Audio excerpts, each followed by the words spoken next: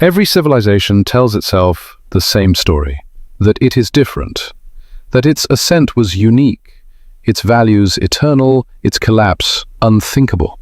But history is a quiet librarian. She doesn't raise her voice. She just hands you another record of a fallen empire. Maya, Ming, Rome, Songhai, and waits for you to notice the pattern. It always begins the same way. Curiosity awakens. A people harden themselves through struggle. They build systems, institutions, knowledge. They master fire, metal, law, language. But then, something subtle happens. The tools they built to survive begin to cradle them. Comfort replaces adversity. Entertainment replaces purpose. Consensus replaces thought. And slowly, so slowly, the foundation softens. We picture collapse as sudden. Barbarians at the gates, earthquakes in the markets. But idiocracy is a slow forgetting. It is the dulling of minds long before the fall of cities. It is when the people no longer ask, why? This is not prophecy, it is memory. And the reason we don't see the pattern is because by the time it's visible, we've already lost the capacity to name it. It doesn't begin with war, famine, or fire. It begins with intelligence, turned sideways. Civilizations rise on the back of adaptive cognition. The mind sharpens, solves, remembers. It builds aqueducts, libraries, constitutions.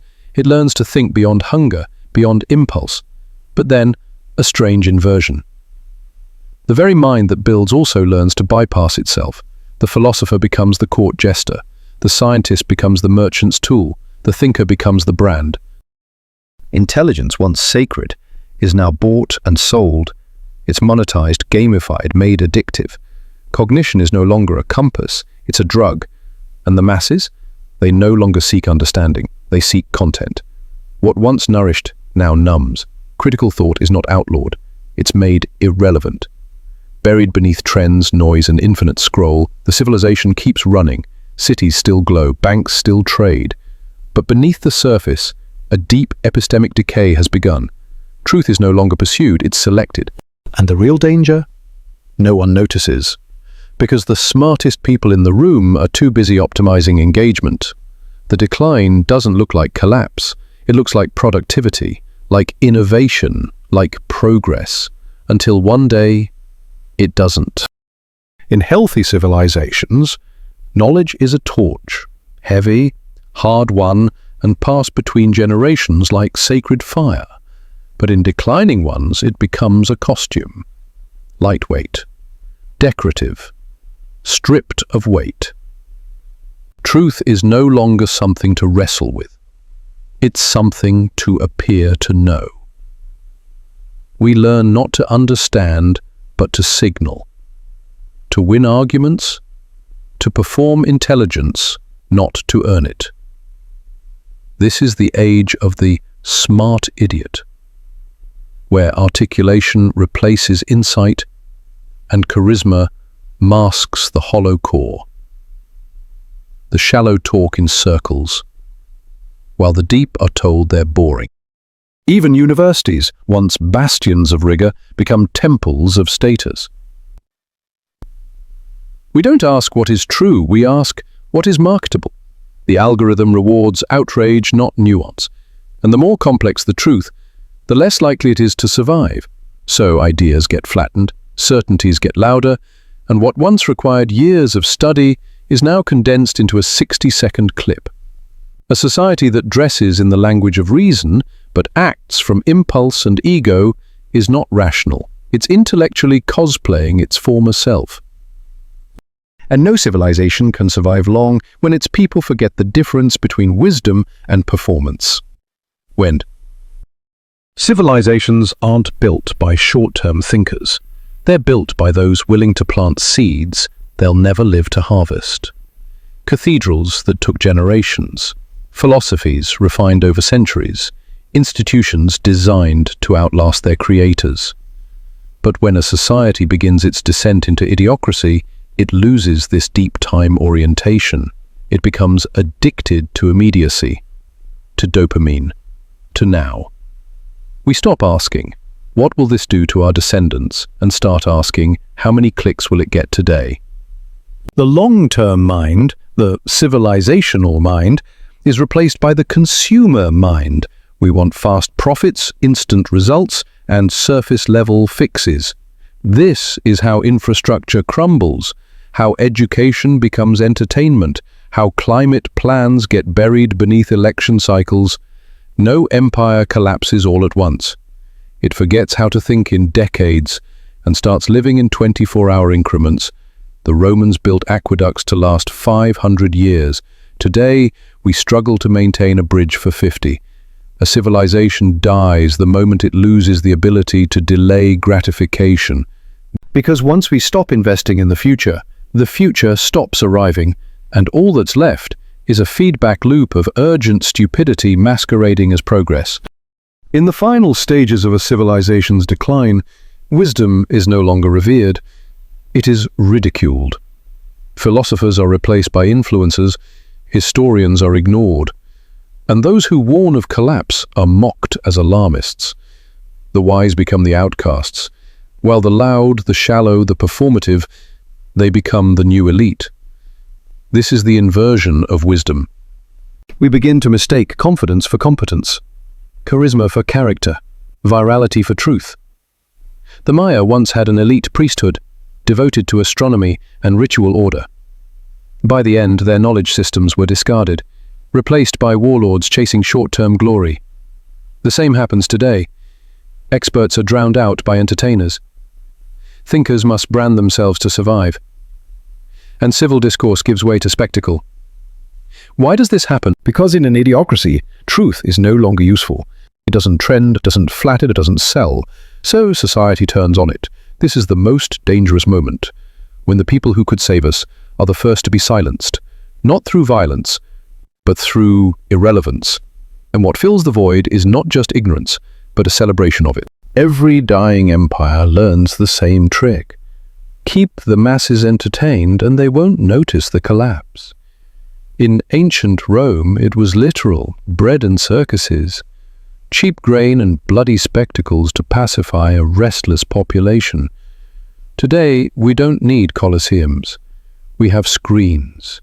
We scroll, swipe, binge, react, never reflect. Entertainment has become anesthesia.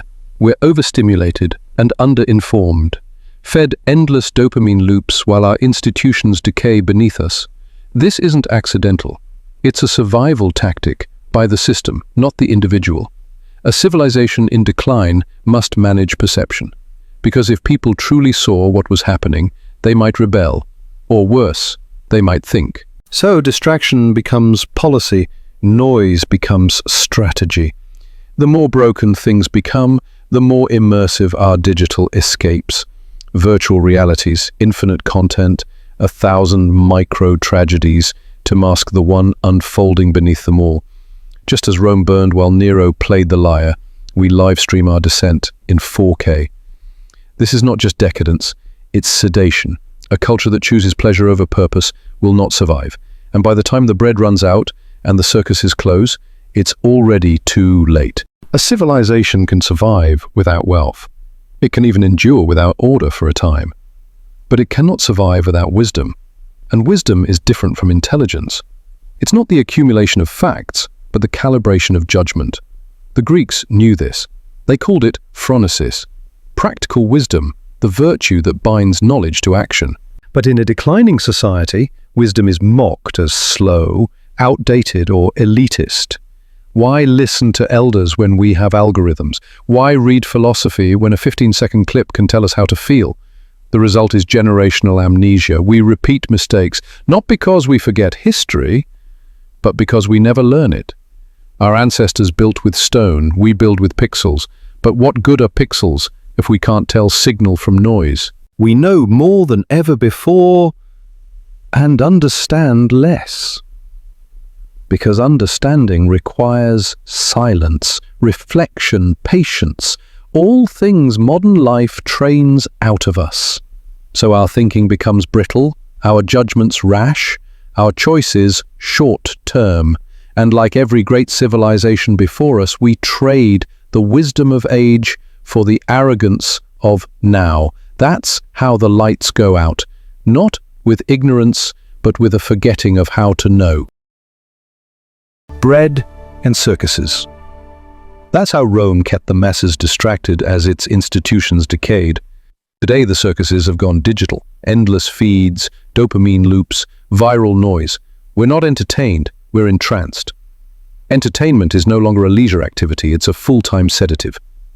When entertainment becomes the primary mode of thought, complex ideas become threats, and shallow spectacle becomes comfort. Why confront reality when you can scroll past it?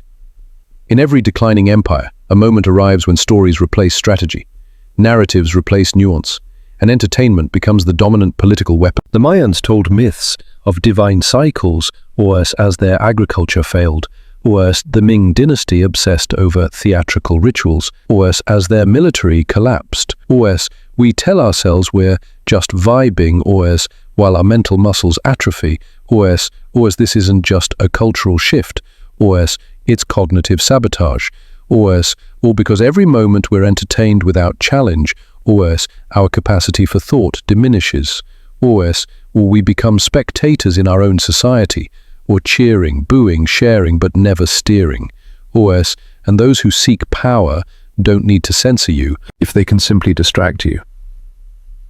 That's the genius of Idiocracy. It doesn't silence you, it just keeps you laughing until there's nothing left to laugh about. In every failing civilization, a curious reversal occurs. The more complex the problems become, the more allergic society becomes to expertise. The Roman Empire once revered its engineers, until conspiracies and magical thinking displaced reason. In the final years, aqueducts crumbled while astrologers thrived. We're living through a similar inversion.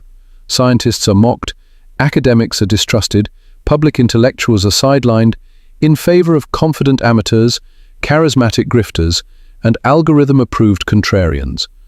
The result is a society that confuses conviction for competence and performance for proof. It's not that people become stupid, it's that they become selectively skeptical, rejecting facts that feel inconvenient and embracing lies that feel empowering. Idiocracy isn't a deficit of knowledge, it's a rebellion against it. When civilizations fall, it's rarely because no one had the answers. It's because no one wanted to hear them. The Mayans ignored their own astronomers. The Soviets purged their best scientists. We drown ours in noise. And so, in place of dialogue, we get derision. In place of humility, we get hubris. Because the final stage of Idiocracy isn't ignorance, it's arrogance disguised as truth. And by the time we realize the experts were right, it's often too late to recover. Every great civilization reaches a fork. Not of technology or territory, but of consciousness. One path leads forward, toward wisdom, responsibility, long-term thinking. The other, easier, louder, more tempting, spirals into spectacle, self-absorption, and decay. We are standing at that fork. The data is clear, attention spans are shrinking, discourse is deteriorating, facts are optional, spectacle is king. But collapse is never inevitable. History offers us warnings, yes, but also blueprints for renewal. The Renaissance emerged from the ashes of the Dark Ages. Athens rebounded from tyranny with philosophy. Japan reinvented itself after Hiroshima with discipline and vision. The question isn't whether we're smart enough to avoid idiocracy, it's whether we're brave enough to resist it, because the algorithms won't save us. The politicians won't save us, even the experts can't save us. Unless we're willing to listen, civilizations fall when their people stop thinking. But they rise again when individuals choose clarity over comfort, substance over noise, and truth over tribalism. Importing sequences counts the relating for policies, and idiocracy isn't a prophecy. It's a pattern. And patterns can be broken if we notice them in time.